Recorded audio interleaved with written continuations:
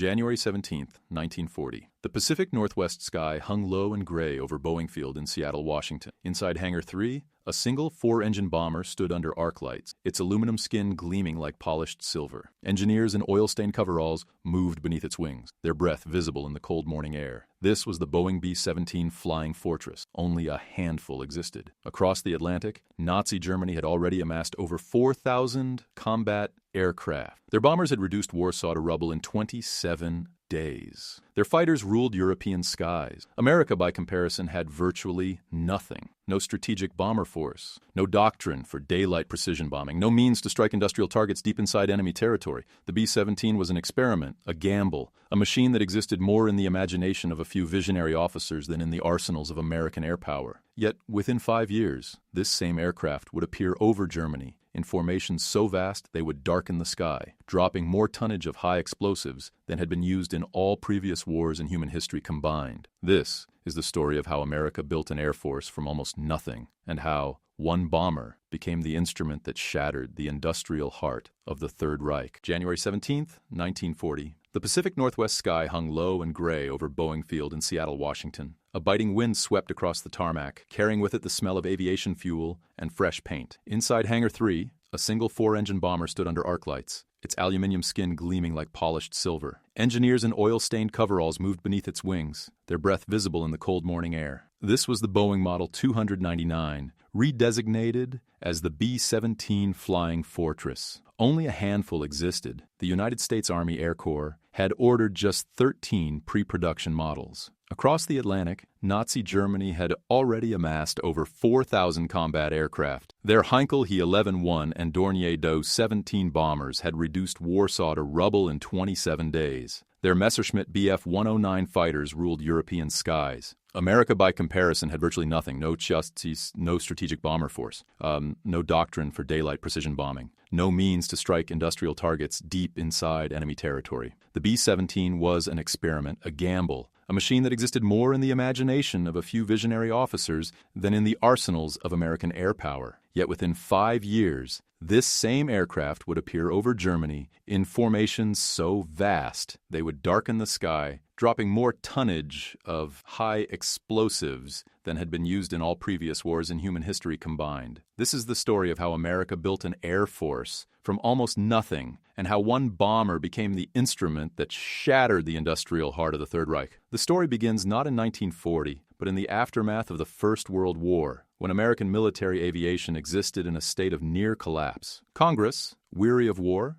and determined to return to peacetime prosperity, slashed defense budgets to skeletal levels. The Army Air Service, as it was then called, operated obsolete biplanes and trained with wooden bombs because live ordnance was too expensive. Officers like Billy Mitchell, who had commanded American air units in France, warned that future wars would be won or lost in the skies, that bombers could strike enemy factories and railways far behind the front lines, crippling a nation's ability to wage war. Mitchell's reward for this advocacy was court-martial and exile from the service. Throughout the 1920s and early 1930s, American military aviation languished. When the Boeing Aircraft Company began work on the Model 299 in 1934, they did so on their own initiative, risking company funds without a guaranteed military contract. The design was revolutionary for its time. 4 engines instead of 2. A defensive armament of machine guns in multiple positions, and the ability to carry a substantial bomb load over 1,000 miles. When the prototype first flew on July 28, 1935, a Seattle journalist, seeing the array of gun positions bristling from the fuselage, described it as a flying fortress. The name stuck, but the promise of the design nearly died before it could prove itself. During a demonstration flight for Army evaluators in October 1935, the prototype crashed, killing Boeing's chief test pilot. The accident occurred because the crew forgot to remove external control locks, a simple mistake with fatal consequences. The Army, shaken by the disaster, awarded the production contract to the Douglas B-18 Bolo, a far more conventional and conservative design. Boeing received an order for just 13 service test aircraft. The B-17 program survived by the thinnest of margins. What kept the program alive was a small group of Air Corps officers who understood that the next war would not be fought over trenches in France, but across oceans and continents. Men like Haywood Hansel, Curtis LeMay, and Ira Eaker believed that heavy bombers, flying in tight formations at high altitude, could defend themselves against enemy fighters through massed defensive fire and could destroy specific industrial targets with precision bombing through the Norden bomb sight, a top-secret analog computer that could theoretically drop a bomb into a pickle barrel from 20,000 feet. This doctrine, which became known as daylight precision bombing, was uniquely American. The British Royal Air Force, after suffering devastating losses in daylight raids during 1939 and 1940, had abandoned the concept entirely and switched to nighttime area bombing, saturating entire cities with incendiaries and high explosives. The Americans believed they could do better. They believed that with the right aircraft, the right training, and the right technology, they could strike the factories, oil refineries, and rail yards that fed the German war machine, and do so in daylight, with precision, minimizing civilian casualties, while maximizing strategic effect. It was an audacious theory. It would be tested in the skies over Europe with the lives of young American airmen. But first the bombers had to be built, and in 1940, America did not have the industrial capacity to produce them in meaningful numbers.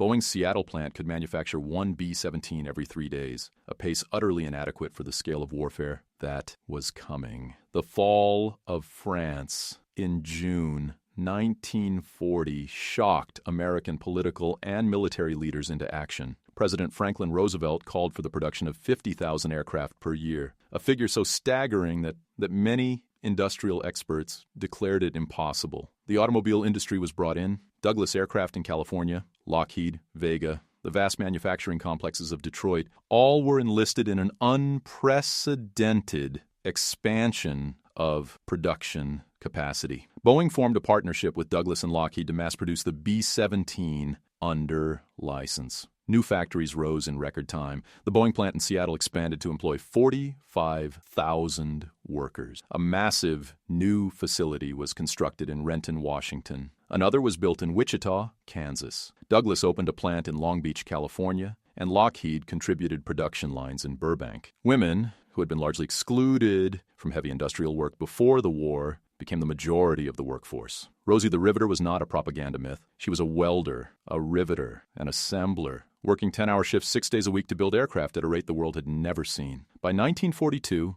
Boeing and its partners were producing 16 B-17s per day. By 1944, the rate had climbed to 24 per day. When production finally ceased in April 1945, a total of 12,731 B-17s had been built. It was the largest aircraft production program in history to that date. The men who would fly these aircraft began arriving in England in the summer of 1942. They were young, most barely out of their teens, many coming from small towns across America. They had volunteered for flight training, drawn by the romance of aviation, the higher pay, the prestige of being a pilot or bombardier or navigator. They did not fully understand what daylight bombing over Germany would mean. The first American heavy bomber mission over occupied Europe took place on August 17, 1942, the anniversary of the first B-17 prototype flight. 12 B-17s of the 97th Bombardment Group attacked the railway marshalling yards at Rouen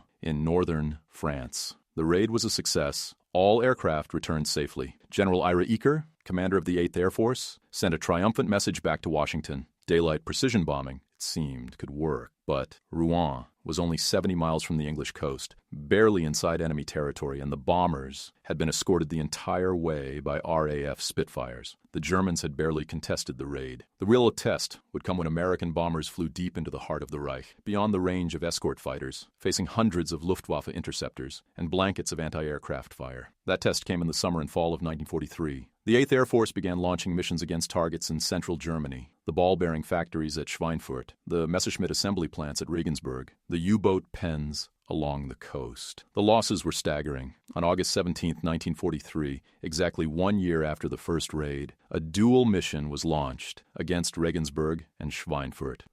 Of the 376 bombers dispatched, 60 were shot down. Another 168 were damaged, and 600 men were killed, wounded, or captured. It was the single costliest air battle in American history to that date. A second raid on Schweinfurt in October cost another 77 bombers. The air crews, watching their comrades' aircraft explode or spiral down in flames, began to understand the mathematics of survival. A bomber crew was required to complete 25 missions before they could go home. Statistical analysis showed that the odds of surviving 25 missions over Germany in 1943 were less than 1 in 4. Every time a crew climbed into their aircraft for a mission, they knew there was a significant chance they would not return. Some men broke under the strain, unable to function, evacuated for what was then called operational fatigue or combat exhaustion. Others flew mission after mission with a kind of fatalistic determination,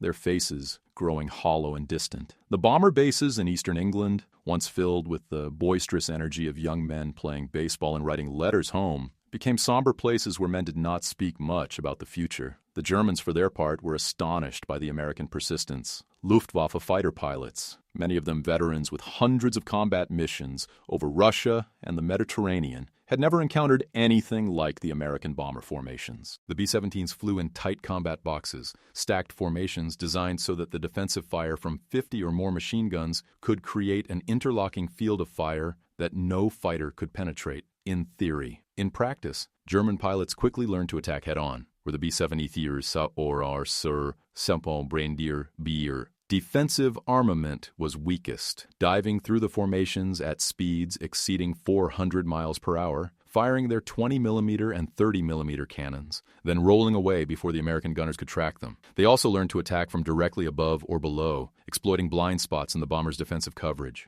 Later in the war, the Luftwaffe deployed entire squadrons of heavily armored Focke-Wulf 190s and Messerschmitt 410s armed with massive weapons, 37mm cannons, rockets, even 50mm tubes that fired time-fused mortar shells into the bomber formations. A single hit from these weapons could destroy a B-17 instantly, tearing off a wing or detonating the bomb load in the aircraft's belly. American gunners watched German fighters approach through their plexiglass turrets, their guns chattering, spent shell casings cascading onto the floor, the smell of cordite choking the intercom. And often they could do nothing but watch as a comrade's aircraft was hit, as it began to burn, as tiny figures tumbled out into the freezing air at 25,000 feet. Yet the bombers kept coming. Every morning that weather permitted, hundreds of B-17 and B-24s would lumber down the runways of English airfields, lifting into the gray dawn, forming up over the North Sea, then turning east toward Germany. The formations were so large that they took hours to assemble in the air, each group and wing circling over designated radio beacons until the entire armada was ready. Then they would head inland, crossing the coast of Holland or Belgium, and the flak would begin. German anti-aircraft defenses were the most sophisticated in the world. Batteries of 88mm and 105mm guns ringed every major city and industrial target, their fire directed by radar and optical rangefinders. When the shells exploded at altitude, they created black puffs of smoke that bloomed across the sky like deadly flowers. Inside the bombers, the crews could hear the shrapnel rattling against the aluminum skin, feel the aircraft shudder, and jolt as near misses rocked them. If a shell burst close enough, the concussion could flip a bomber onto its back or shear off the tail section. Men were wounded by shrapnel, by fragments of their own aircraft, by the sudden decompression when shells punched through the fuselage at 25,000 feet, where the outside air temperature was 40 degrees below zero and the air too thin to breathe without oxygen. Frostbite was common. Men who touched bare metal with an ungloved hand would leave skin behind. Those wounded in the legs or abdomen often bled to death before the aircraft could return to England, their blood freezing in pools on the deck. What the German defenders did not fully understand, what even the American air crews themselves did not fully comprehend at first, was that the B-17 was not simply an aircraft. It was a symbol of American industrial power and democratic determination. Every bomber shot down was replaced within days by 2 more. Every crew lost was replaced by fresh volunteers from training bases in Texas and Arizona and Florida. The production lines in Seattle and Long Beach never stopped. The factories ran 3 shifts around the clock. When Japanese observers visited German aircraft plants in 1943, they were shown the assembly lines for the Messerschmitt 109 and the Focke-Wulf 190, and they expressed admiration for German engineering. Then, they were shown intelligence photographs of American bomber production facilities, and they fell silent. The scale was beyond anything in their experience. American factories were not building aircraft one at a time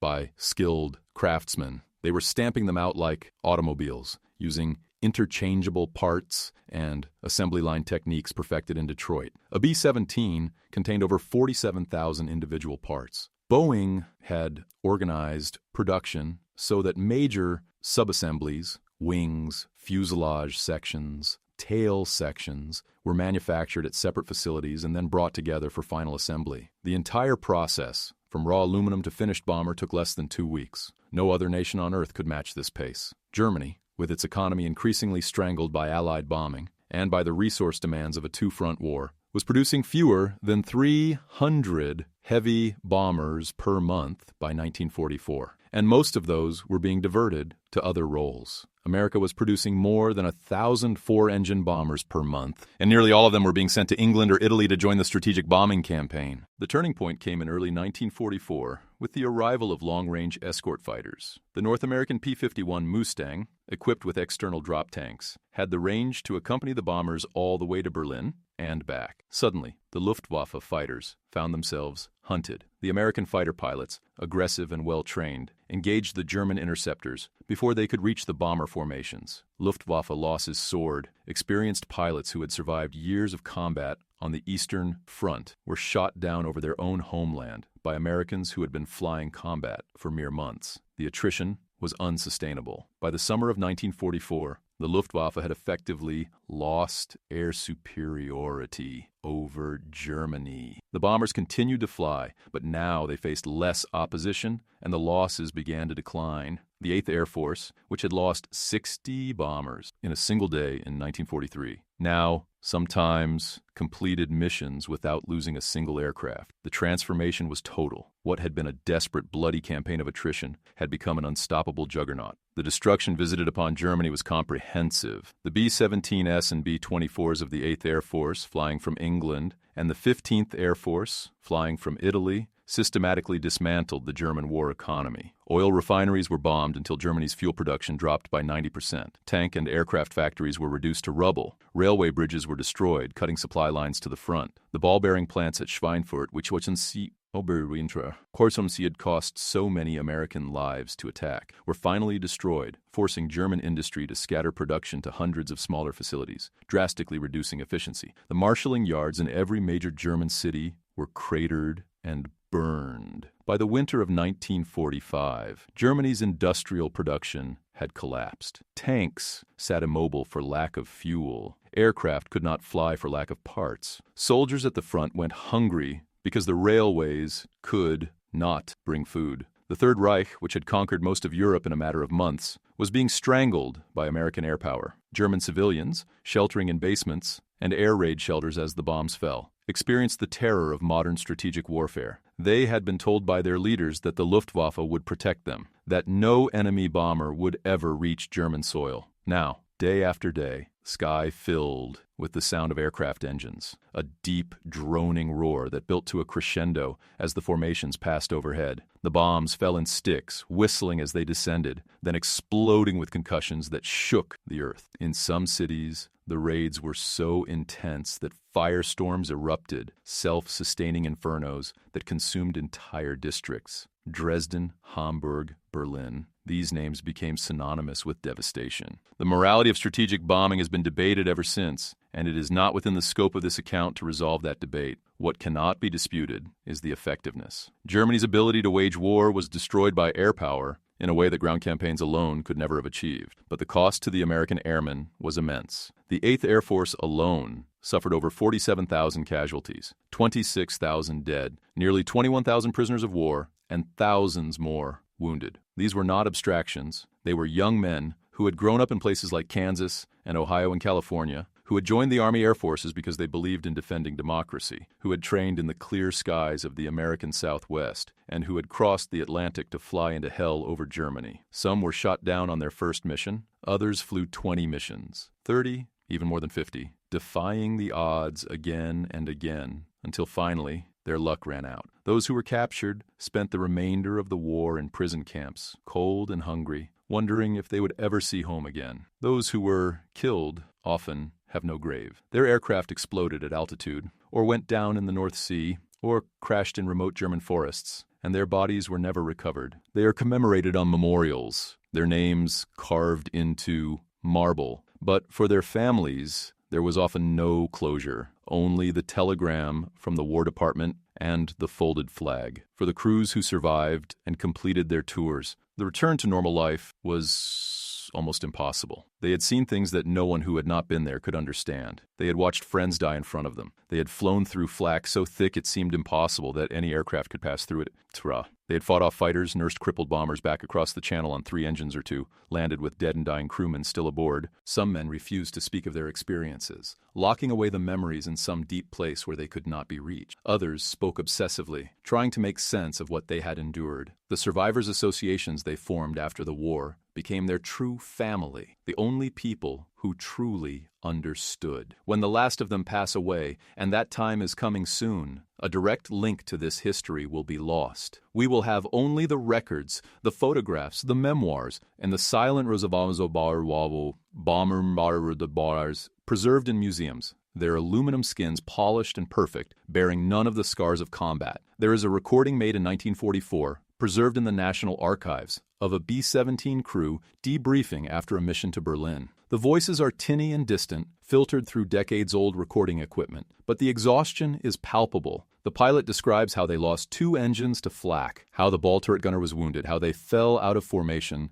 and were attacked by fighters for 40 minutes until they crossed the coast and were picked up by Spitfires. The bombardier describes how he could barely see the target through the smoke from earlier bomb runs, how he toggled the bombs anyway, trusting his training, hoping they would hit something important. The navigator describes how they were lost for 30 minutes over northern Germany, how he finally got a fix on the stars when they climbed above the cloud layer, how he guided them home with fuel gauges reading nearly empty. At the end of the debriefing, the intelligence officer asks if they want to stand down for the next mission, and the pilot, his voice flat and toneless, says, "No, they'll fly. They're assigned to fly. That's what they do." The recording ends. These men were not supermen. They were ordinary young Americans, most of them not yet old enough to vote, who found themselves in extraordinary circumstances and did what was asked of them. The B-17 Flying Fortress became a legend, but it was not the aircraft alone that won the air war over Germany. It was the combination of the aircraft, the doctrine that guided its use, the industrial system that produced it in unimaginable numbers, and above all, the men who flew it and maintained it and died in it. When the last B-17 combat mission was flown in April 1945, the war in Europe was nearly over. Germany was being overrun from east and west, its cities in ruins, its armies in retreat, its government collapsing. The strategic bombing campaign had achieved what its advocates had promised. It had destroyed Germany's ability to sustain modern warfare. Whether it shortened the war by months or years is still debated by historians. What is certain is that it demonstrated the future of warfare. Never again would industrial production be safe behind a front line. Never again would civilian populations be insulated from the consequences of their government's aggression. The Second World War was the first conflict in which air power played a decisive strategic role, and the B-17 was the weapon that proved the concept. There is a photograph taken in the summer of 1945 of a B-17 on display in a victory celebration in New York City. Thousands of people surround it, reaching out to touch its wings, climbing on its landing gear, posing for pictures beneath its nose. The aircraft is battered and worn, its paint faded, its plexiglass nose scratched and clouded. But to the people in that photograph, it is beautiful. It represents victory, the triumph of democracy over fascism, the vindication of American power and American ideals. Within a few years, most of the B-17s would be scrapped, their aluminum melted down and repurposed. A few were kept for training or testing or transport. A handful were preserved in museums. But their legacy endures. They set the standard for strategic bombing, a standard that influenced Air Force doctrine for generations. They demonstrated what American industry could achieve when fully mobilized. And the way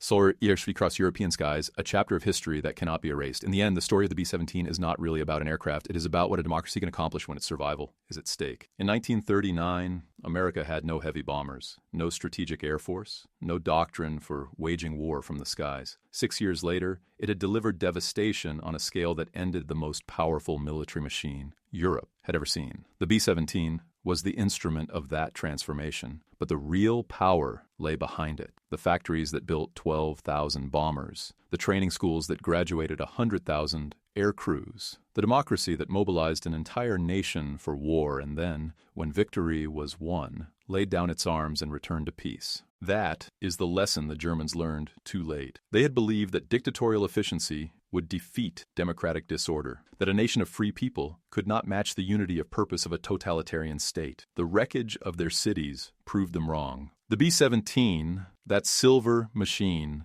that flew into flak and fire day after day, was not just a weapon. It was a testament to the proposition that free people, when threatened, will outproduce, outfight, and outlast any tyranny. That is why when the last veteran passes and the last bomber is finally grounded forever, we will still remember the flying fortress, not merely as an artifact of war, but as a symbol of what democracy can do when it finds its will and its purpose.